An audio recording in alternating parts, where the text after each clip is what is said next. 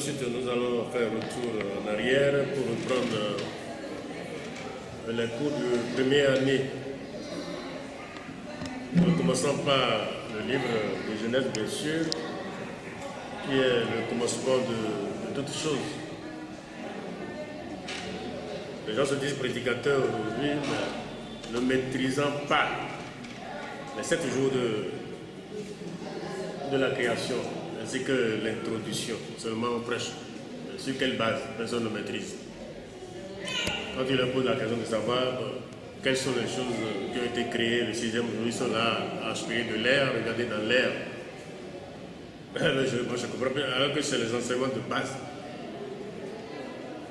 Toute chose que nous allons dire est basée sur le livre de Genèse, qui doit être étudié au Moyen-Âge, même par cœur, normalement. Et c'est ce que nous sommes en train de faire ici. Ça fait 5 ans. Nous sommes en 5e année. Maintenant, on va tout de suite continuer avec cet enregistrement. Il va falloir que nous nous retournons en arrière pour reprendre les éléments de base. Donc, c'est ce que vous allez présenter aujourd'hui tout de suite. Le livre de Genèse, sa capacité, et ce que la réaction des prophètes vis-à-vis de chacun des jours. La réaction du prophète vis-à-vis de Genèse, chapitre 1, verset 2 par exemple. Ouais, comme d'habitude, c'est ce que vous faites, c'est ce que vous maîtrisez bien. Alors donc, le caméra va tourner vers vous pour que vous commenciez.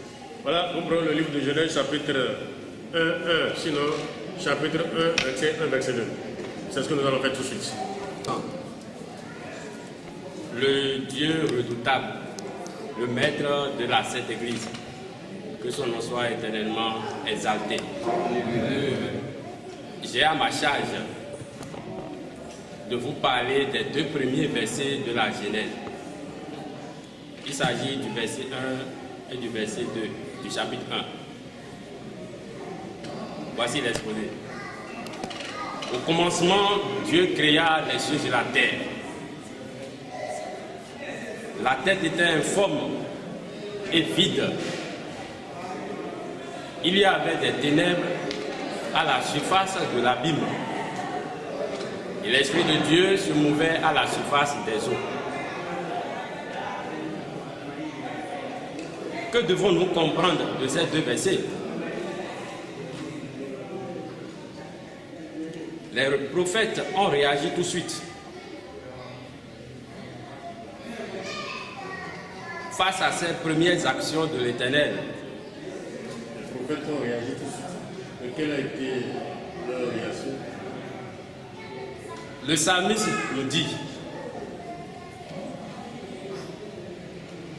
Dieu est l'auteur de la création des cieux et la terre. Et ceci est soutenu par le prophète Néhémie dans son chapitre 9, verset 6, qui dit ceci. Selon la géométrie, la terre était sur quelle position? Ici, dans ce verset, la terre n'a pas été encore ce qu'elle est. Elle n'a pas encore sa forme.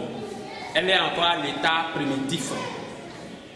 C'est pourquoi il est exposé dans le verset 2 que la terre était informe. Elle n'avait pas encore sa forme que vous voyez aujourd'hui. Après sa création, quelle est la forme qui lui a été donnée? Après la création, au niveau du 3e jour, bien sûr, la terre a été bel et bien retournée ou exposée à la vue de tous et de toutes. Et c'est la séparation des eaux qui sont au-dessous de l'étendue qui nous ont fait connaître cette forme de la terre. Elle est ronde. Selon la réaction des prophètes vis-à-vis de la création de Genèse, chapitre 1, verset 1, verset 2. Jérémie chapitre 32, verset 17. Ça nous dit ceci. Ah Seigneur éternel, tu as fait les cieux et la terre par ta grande puissance et par ton bras étendu. Rien n'est étonnant de ta part. Ouais. Est-ce qu'il y a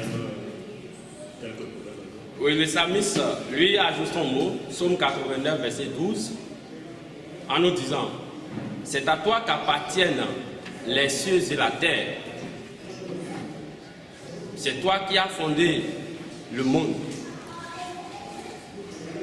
À ceci, nous avons vu la détermination de l'Éternel dans ses premières œuvres. C'est un Dieu puissant. Et il fait des choses puissantes librement, comme quelqu'un qui est en train de faire un jeu. À cela, nous invitons tous et toutes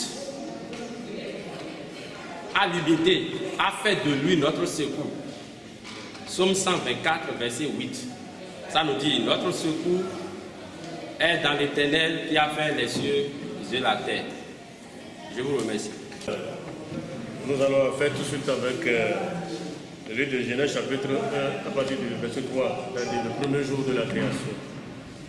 Veuillez vous présenter. Nous remercions l'Éternel notre Dieu, celui qui était, qui est et qui vient. Que son nom soit chanté de génération en génération. Amen. Nous avons à vous parler sur le premier jour de la création. Au commencement, Dieu créa les cieux et la terre. La terre était informe et vide. Il y avait des ténèbres à la surface de l'abîme et l'Esprit de Dieu se mouvait au-dessus des eaux. Dieu dit que la lumière soit, et la lumière fut. Dieu vit que la lumière était bonne, et Dieu sépara la lumière d'avec les ténèbres. Il appela la lumière jour, et il appela les ténèbres nuit. Ainsi il y eut soir et il y eut matin. Ce fut le premier jour. Et pourquoi vous avez retourné encore à l'introduction, ce qui a été déjà fait? Vous avez un problème? Bon, c'est pour qu'il y ait une concordance. Oui, une phrase cohérente. Pour qu'il y ait une cohérence dans ce que nous sommes en train de faire. Continuez. Au premier jour, Dieu a créé deux choses. Nous avons la lumière qu'il appela jour et les ténèbres qu'il appela nuit. Nous voulons vous expliquer ceci. Comment la nuit a été obtenue. Les ténèbres qui couvraient l'abîme, c'était de l'obscurité palpable qu'on peut toucher de doigt. Mais pour faire la nuit, il va falloir que Mais il a quand même la lumière. bien sûr, c'était de l'obscurité palpable, même en allumant toutes les lampes électriques du monde entier, tu ne verras que ton nombril. C'est cette obscurité palpable que Dieu avait dédiée pour donner la naissance aux ténèbres que nous appelons nuit. C'était de cette façon. Et les prophètes ont réagi vis-à-vis à cela. C'est ce que nous allons voir dans le livre du prophète Isaïe, en son chapitre 45, le verset 7. Je cite: je forme la lumière et je crée les ténèbres. Je donne la prospérité et je crée l'adversité. Moi, l'Éternel, je fais ces choses. Fin de citation. Et Paul a aussi réagi lorsqu'il dit dans le livre du 2e Corinthiens, en son chapitre 4, le verset 6, je cite: car Dieu qui a dit, la lumière brillera du sein des ténèbres, a fait briller la lumière dans nos cœurs pour resplendir la connaissance de la gloire de Dieu sur la face de Christ. Fin de citation. Aussi, le psalmiste n'a pas manqué de réagir lorsqu'il dit dans Psaume chapitre 104, le verset 2, je cite: il s'enveloppa de lumière comme d'un manteau, il étendit les cieux comme un pavillon. Fin de citation. ça veut dire que la lumière vient de Dieu. C'était sa présence qui caractérisait la lumière que nous avons au premier jour. C'est pourquoi le Seigneur, au cours de sa mission, il n'a pas manqué de dire: je suis la lumière du monde. Celui qui me suit ne marchera pas dans les ténèbres, mais il aura la lumière de la vie. Et il continua en disant: pendant que je suis dans le monde, je suis la lumière du monde. Je suis venu dans le monde comme une lumière, et quiconque croit en moi marchera dans la lumière de vie. Et dit: pendant que vous avez la lumière, croyez en la lumière, afin que vous soyez des enfants de lumière. Et comment obtenir cette lumière? Si ce n'est de courir après sa parole. Comme il l'a dit, c'est l'esprit qui vivifie. La chair ne sert de rien. Les paroles que je vous ai dites sont esprit et vie. Fin de citation. Je vous remercie. Voilà, donc nous tournons vers le deuxième jour de la création. Nous invitons les frères à se présenter. Celui qui détient toute capacité et fait tout selon sa volonté.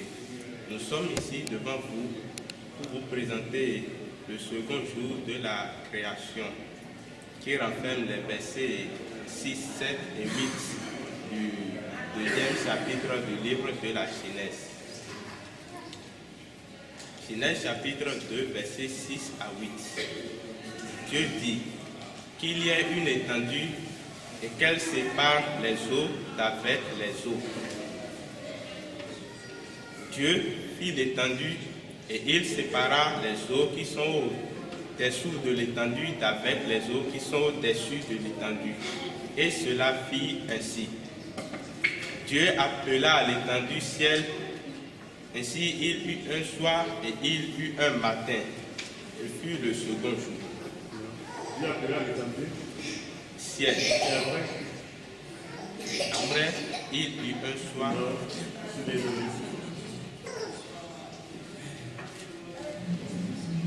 Ça fait 5 ans, bien sûr, mais un bon prédicateur ou un bon élève, surtout quand on veut être meilleur élève, on oublie aujourd'hui.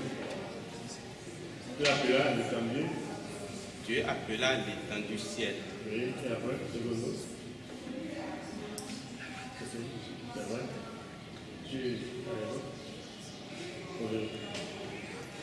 Donc si nous nous basons sur cet extrait, disons le verset 6 à 8 du premier livre de la Bible, en son chapitre 2, ici il est question de ce que Dieu a créé le second jour. Et là, la Bible nous signifie que le second jour, Dieu a créé le ciel.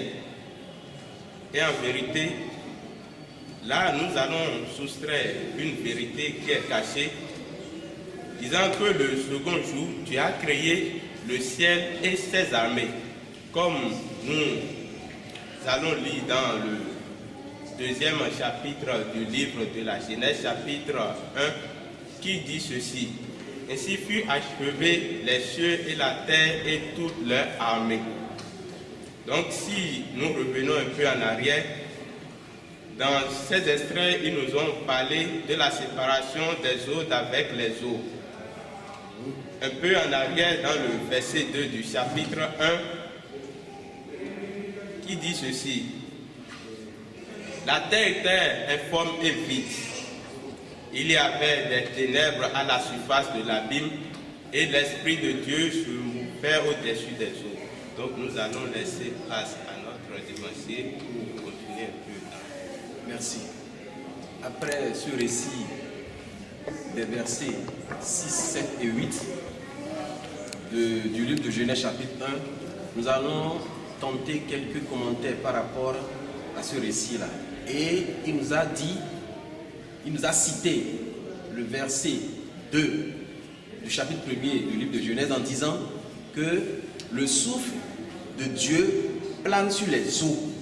Effectivement, dans le parti de là, ce sont ces eaux-là que Dieu a séparées et a renvoyé une partie au-dessus des cieux et une partie en dessous. Et les eaux qui sont restées en dessous, ce sont ces eaux-là qu'on appelle les eaux terrestres, qui sont la mer, qui sont... Pourquoi vous parlez de dessus? Il a renvoyé une partie dessus. Oui, il a séparé les eaux là en deux, Oui. avec l'étendue, le ciel. Donc, il y a une partie qui est au-dessus De quoi? des cieux. Non, ça peut être dessus des cieux. Au-dessus des cieux, là c'est grave. Oui, non, c'est ce que la Bible a dit. Au-dessus des cieux. Des cieux. Oui. C'est la Bible qui parle comme ça. Ça ne peut pas rester au-dessus des cieux. Donc, c'est un ciel. Ça va passer par au-dessus de la terre. Au-dessus de la terre, peut-être. Non, c'est au-dessus des cieux et Dieu même a son trône sur ces eaux qui sont au-dessus des cieux là. C'est bien cela. Donc, les eaux qui sont restées en dessous sont les eaux terrestres, c'est-à-dire la mer, les rivières, les lacs, les fleuves. Et vous allez voir que toutes les eaux qui sont dans la rivière, dans les fleuves, dans les lacs, se versent, n'est-ce pas, dans la mer et sous forme d'une pression, ils remontent à travers les montagnes et rejoignent les nuées. Les nuées transforment en des nuages et reviennent sous forme de pluie, comme dans un cycle terrestre des eaux. Donc c'est pour dire que le cycle terrestre que nous connaissons. Là, vous voulez parler de la géographie. Vous parlez de Mais Dieu est un grand géographe, c'est lui qui a élaboré tout ça. Et tout ce que les scientifiques font, ce n'est qu'une émanation de ce que Dieu a fait le second jour en ce qui concerne le cycle des eaux terrestres. C'est-à-dire que Dieu a tout prévu et c'est lui qui a... Vous allez me dire qu'il est quoi? C'est un géographe. Comme vous. Je ne saurais me comparer à Dieu. Dieu, c'est le grand géographe, c'est lui qui donne un peu de ses connaissances aux hommes pour que les hommes puissent mieux vivre. C'est un peu comme ça. Donc, il y a eu la réaction des prophètes vis-à-vis de la création, surtout par rapport à la création du ciel. Et nous allons soutenir cette partie par le psaume 148, verset 4. Mais si on n'ouvre pas la Bible, vous êtes amoureux. Pourquoi vous ouvrez la Bible? Ici, c'est le mot 4. Psaume Oui, il va le 148, verset 4, qui dit ceci: Louez-le, cieux des cieux, et vous, ô qui êtes au-dessus des cieux. Ah oui. Tout de suite, le prophète Jérémie aussi a réagi face à la création du second jour, c'est-à-dire les cieux, en son chapitre 42, verset 5, qui dit ceci: Ainsi parle Dieu l'Éternel, qui a créé les cieux et qui les a déployés, qui a étendu la terre et ses productions, qui a donné la vie, le souffle à ceux qui la peuplent et la vie à ceux qui y marchent. Donc les prophètes ont réagi. C'est que c'est pas vivant. C'est vivant, hein, ce que tu as dit. Ben, le prophète Ésaïe a réagi tout de suite concernant le second jour de la création. En son chapitre 42, verset 5, je cite: Ainsi parle l'Éternel Dieu, qui a créé les cieux et qui les a déployés, qui a étendu la terre et toutes ses productions, qui a donné le souffle à ceux qui la peuplent et la vie à ceux qui y marchent.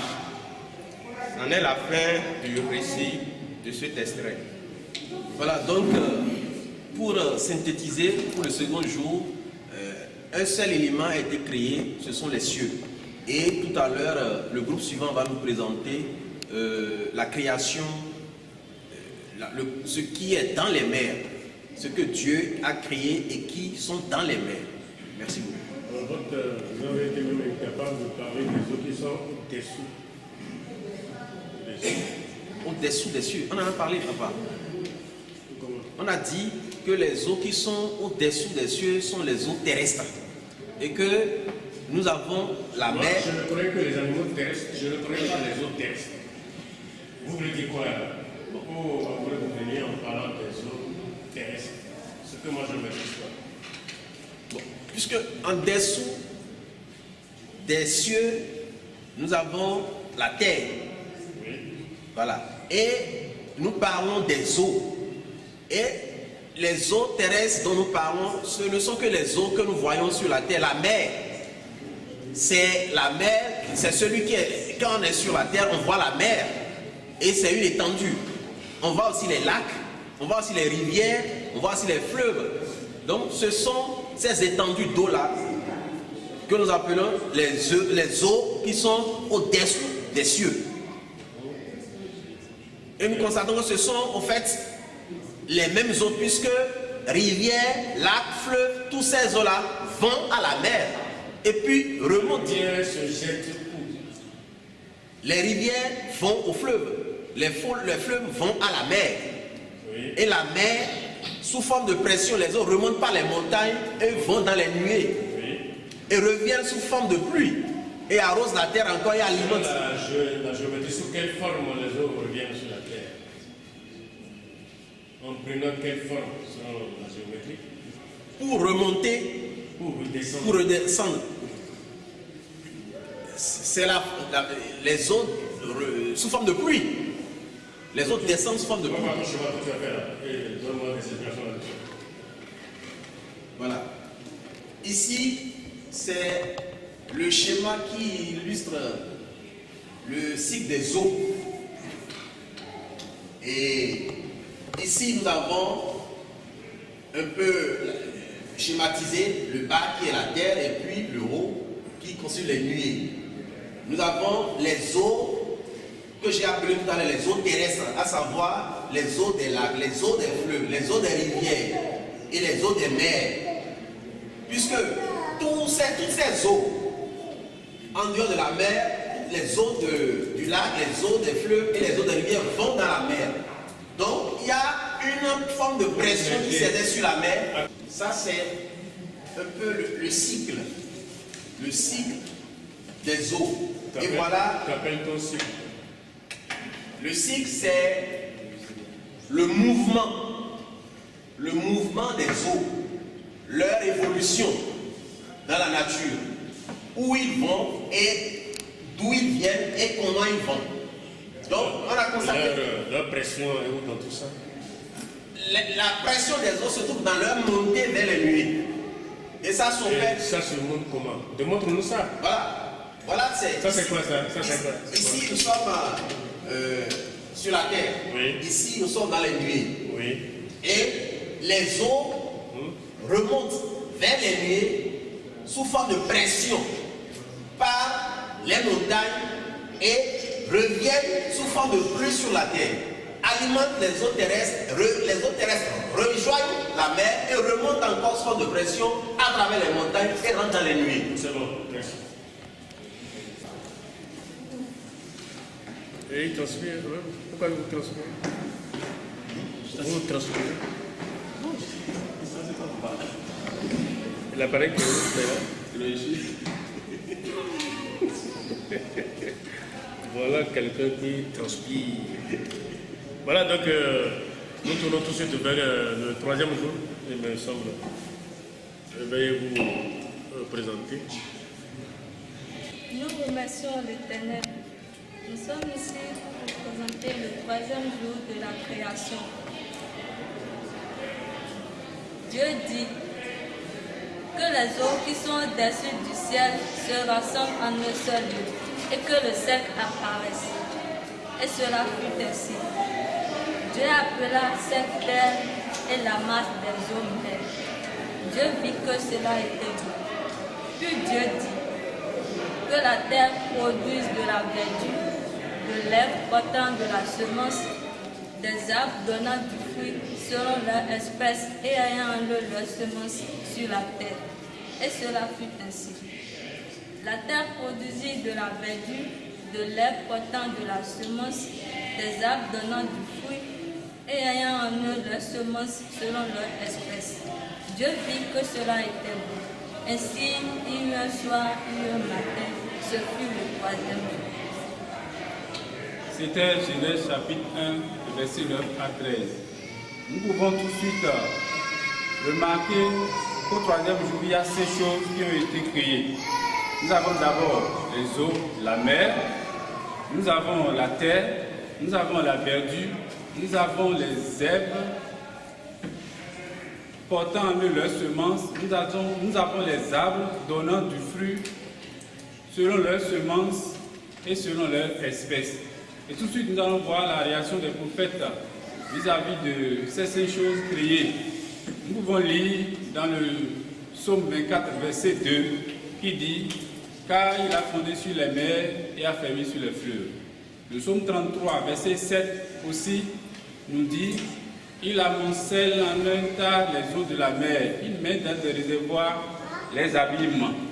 Nous pouvons aussi voir la réaction de Job, dans Job, chapitre 26, le verset 10, qui dit qu'il a fait un cercle à la surface des eaux, comme limite entre la terre et la mer.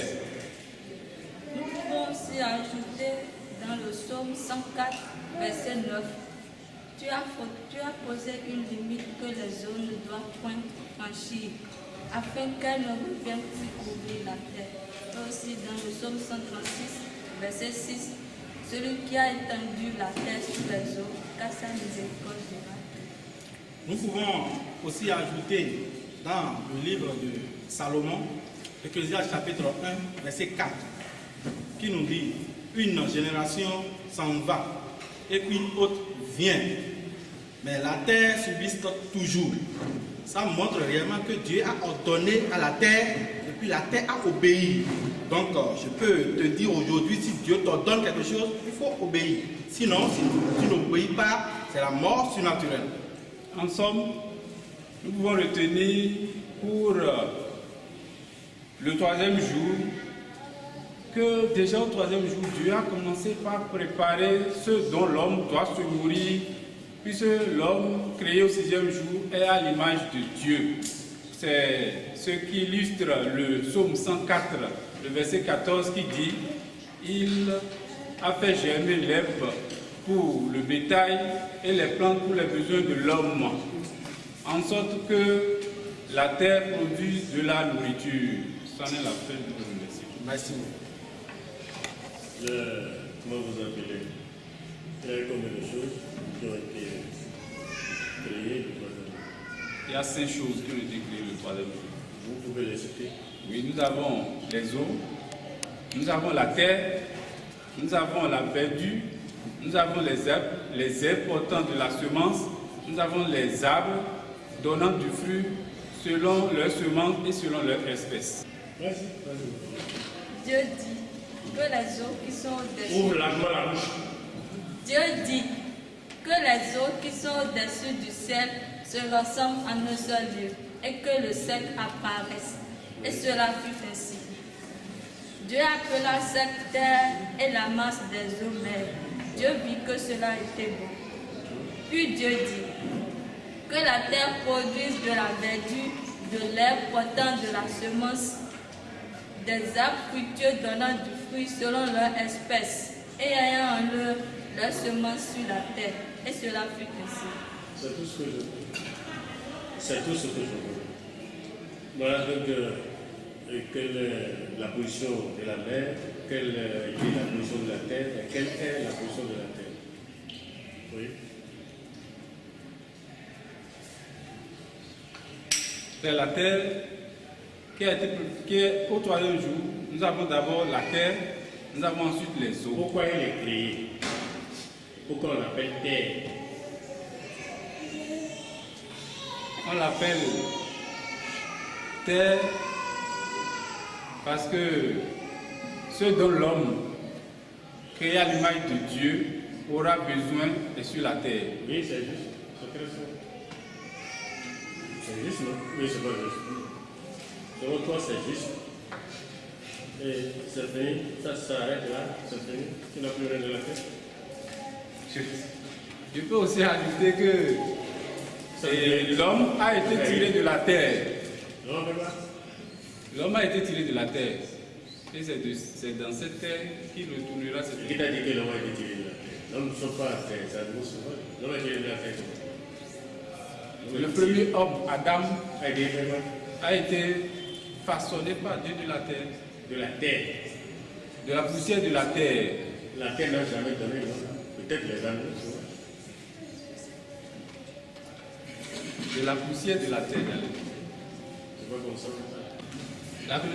La conclusion, la conclusion c'est que déjà au 3e jour, Dieu a déjà commencé par préparer ce dont l'homme doit se nourrir. L'homme qui est créé à son image au 6e jour. C'est pourquoi le psaume 104, verset 14 nous dit: il a fait l'herbe pour le bétail et les plantes pour les besoins de l'homme, en sorte que la terre produise de la nourriture. C'est-à-dire que l'homme doit se nourrir. Et tout ça, que c'est Dieu qui pourvoit. Que c'est Dieu qui a. C'est-à-dire que c'est Dieu. Tu es devant la caméra. C'est-à-dire que c'est Dieu même qui. C'est Dieu qui a eu. Qui peut répondre à ça? Nous parlons de la terre, non? Oui. Et alors, votre intelligence est si faible par rapport à la leçon, c'est ça? C'est-à-dire que c'est Dieu qui a. Oui, vas-y. La mer. Voilà, donc c'est-à-dire que c'est Dieu qui a créé la terre et c'est la terre qui doit se préparer.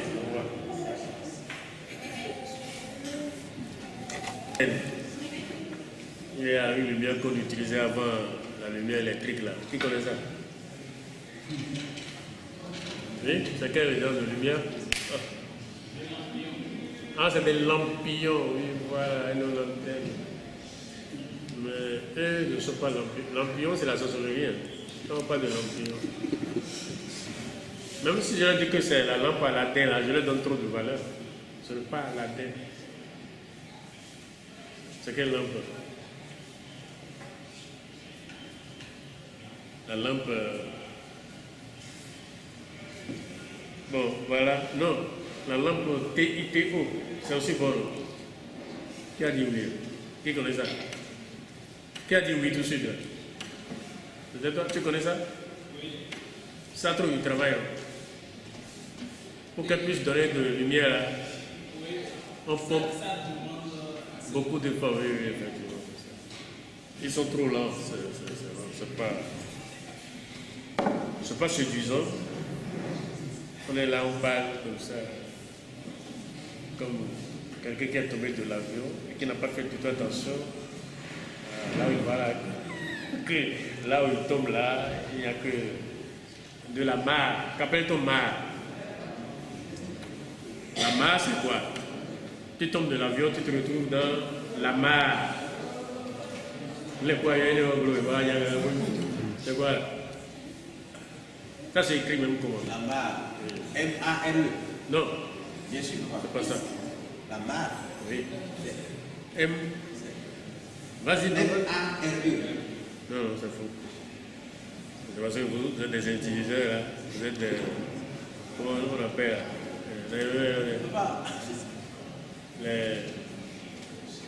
Les enseignants de base qui parlent de bon français, mais parfois qui errent en parlant.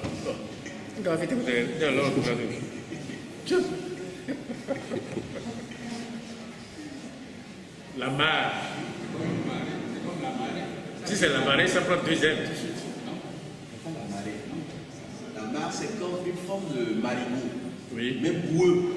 Voilà, bon, oui, mélangeable. Ça ne circule pas, quoi. Effectivement. Bon, moi, je construis dans la mare, c'est ce que j'ai appris. C'est pour ça que j'ai fait béton armé. C'est dans la mare que nous construisons. Donc, c'est mélangé avec l'amour. Et ça avale parfois. Voilà, donc, nous tournons vers le 4e jour. Oui. Où sont les responsables du 4e jour?